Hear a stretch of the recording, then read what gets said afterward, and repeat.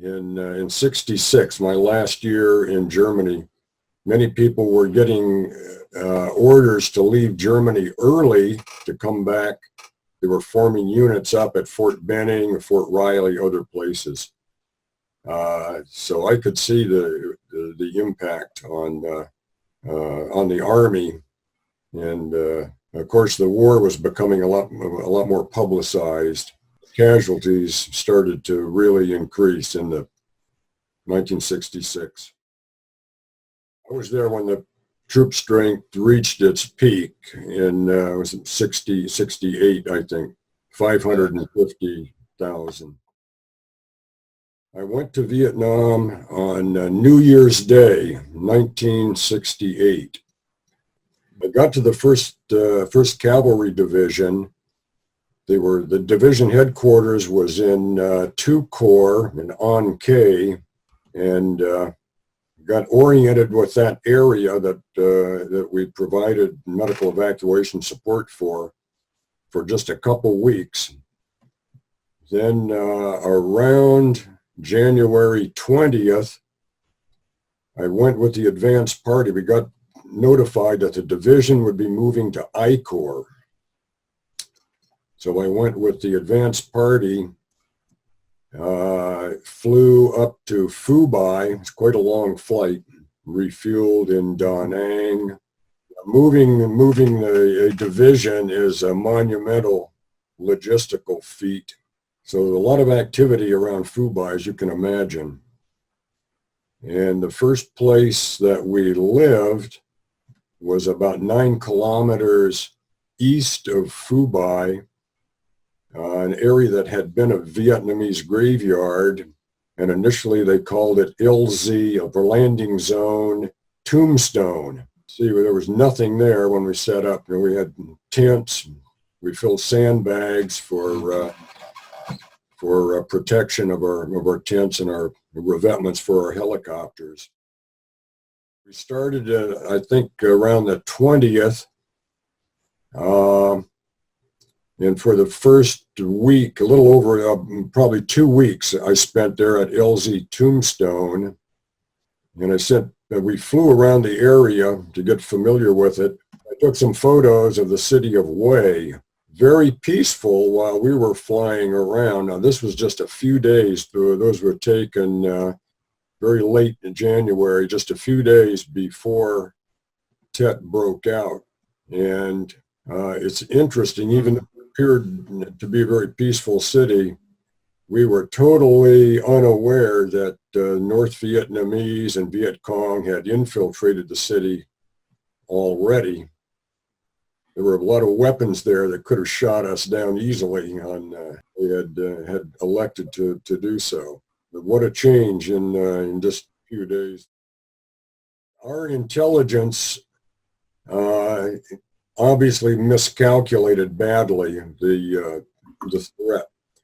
I think the Westmoreland thought the big threat was against Khe Sanh, where the Marines were surrounded.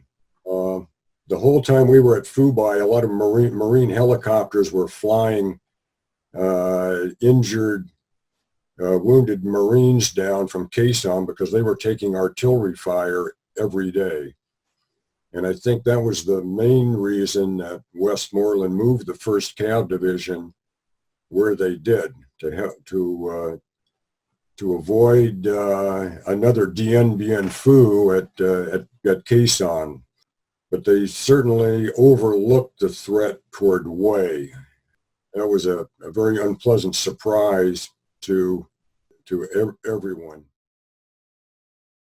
Unfortunately, the Viet Cong and the North Vietnamese did not respect the Geneva Convention when it came to rules of war. We jokingly said that the Red Cross would be the target that they shot at.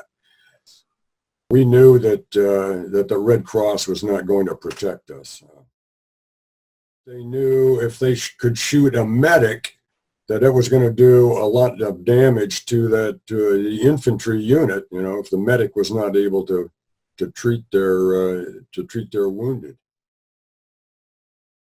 A helicopter came and landed. There were some guys that I had gone through flight school with. They were in a tactical unit, and they had just flown over away, and they said that the city was occupied totally by the enemy, and that the communist flag was flying on the huge flagpole outside the Way Citadel. They said other helicopters had been shot down or shot at, and that was my first indication that that Tet had begun. Then we heard about the Marines taking very heavy casualties, trying to retake the city. Tanks being shot with rockets, with RPGs. So we knew it was very, very serious. If they had forces that could threaten the Marines with armor, it was more than just Viet Cong.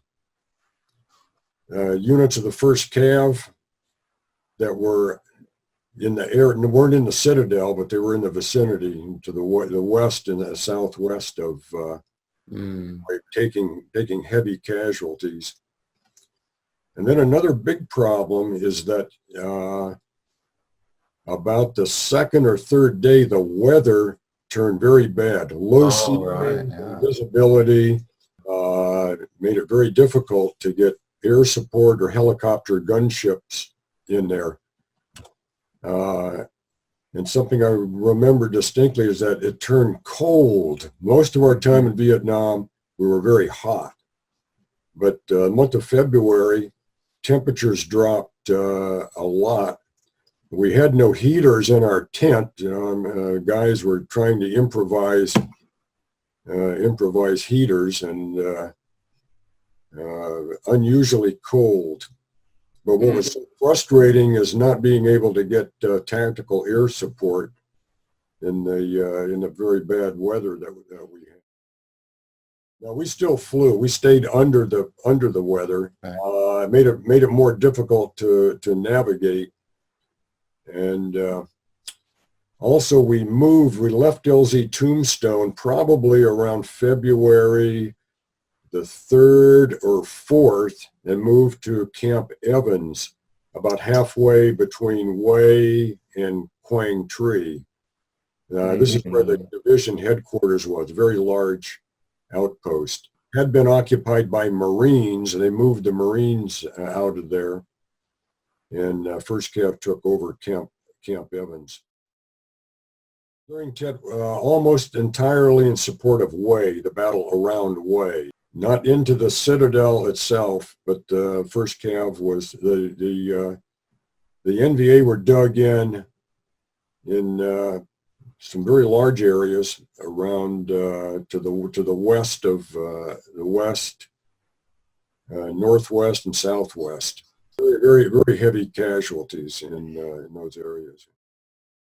Wherever the casualties were, we had to be careful with where we approached it, where we approached from, because the fire was so intense. If we got on the wrong side of where the contact was, we had 12 air ambulances in our unit in the 1st Cav Division. And we took bullets through during the month of the battle for Way. I think every one of our helicopters took hits.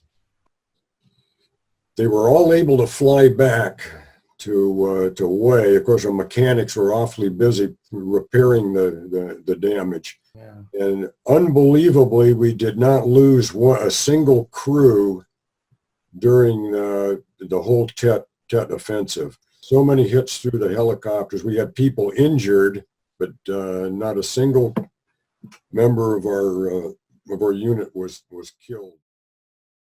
Later, I flew for probably 6 months out of Quang Tri, and the Quang Tri. I've flown to Dong Ha over the Ah Chau Valley in Quezon, but that was later. intent was almost exclusively in support of the battle for Hue. From the end of January till October was I Corps. Then in October, the 1st Cav Division moved to 3 Corps, the area down north of Saigon. We patrolled, the 1st Cav was responsible for an area that went up to the Vietnamese or the Laotian border, or Cambodian border, area called the Fish Hook. Lots of Viet Cong and NVA. That was a dangerous area too. We lost several crews down there. Most of the battles in Vietnam were ambushes. A unit would be ambushed and the Viet Cong would disappear. The battle for Hue was kind of unique. It was almost like a World War II battle or Korean battle. Well entrenched enemy with very heavy casualties on both sides. The ARVNs were not the best fighting force. Often it was a reflection of the leadership.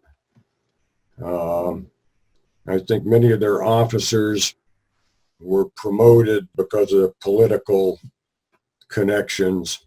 I know we trained Vietnamese pilots, helicopter pilots. They would not fly at night, for example. Supposedly we were just there to back up the ARVNs, but I think we were the primary fighters, at least while I was there. I have great admiration for the North Vietnamese Army. The soldiers had to walk by foot down the Ho Chi Minh Trail carrying these heavy loads, attacked by bombers. Such a stoic existence for them, but obviously they're motivated and very, very effective fighting forces, very good leadership. Even though we provided the ARVNs superior equipment, logistical support, they were outfought by, as you say, the same ethnicity, but the differences in the motivation. And one good thing about the mission we had, of course, I didn't see any of the big strategic overview. Our job was just to provide medical evacuation. And we did that. We evacuated not only American forces, but ARVNs, civilians, and enemy. I evacuated a lot of wounded North Vietnamese and Viet Cong. The closeness that developed between our flight crews or combat in general, when you go through something like that, it builds a bond. There's nothing like the bond, I don't think, of going through combat. Yeah, you would die for the guys around you, and you had confidence that they would die for you. There's that close of a bond. I think we went into Vietnam with the very best of intentions. I think we did some good in helping a country fight against communism. But the important lesson is that we should avoid getting involved in what was essentially a civil war. I would say avoid war in any way we can. Anyone who's been to war can see the horrors that it causes.